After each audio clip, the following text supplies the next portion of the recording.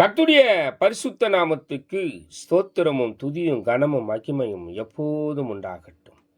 இந்த நல்ல 8ஆம் மாதம் 14ஆம் தேதியை காண செய்த தேவாதி தேவனுக்கு கொடான கோடி ஸ்தோத்திரம். கர்த்தரின் மகிமை ஆத்தும ஆதாயம் சுவிசேஷ ஊழியத்தின் சார்பாக இன்றைய நாளுக்கான சில நிமிட தேவ செய்தி கேளுங்கள். இனி காலம் செல்லாது, என் ஆண்டவராய் இயேசு கிறிஸ்து வரப்போகிறார்.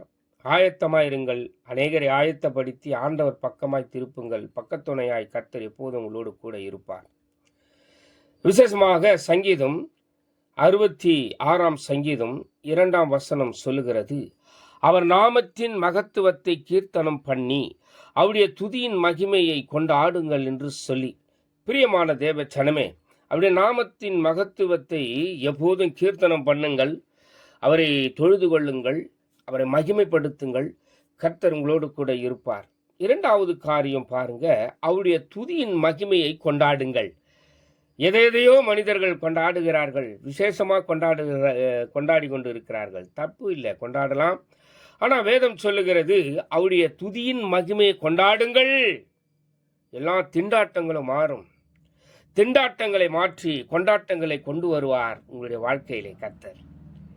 ஆக அவருடைய துதியின் மகிமையை கொண்டாடுகள். துதி செலுத்துகிறது எவ்வளோ இன்பம்.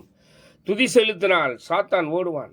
துதி செலுத்தினால் மகிமை, துதி செலுத்தினால் அசுத்தங்கள் அகன்று போகும். உன்னுடைய வாயில துதி இருக்கணும்.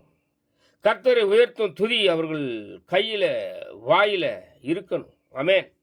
தேவ கிருபை எப்போதும் உங்களோடு கூட இருக்கும். God bless you. God bless you.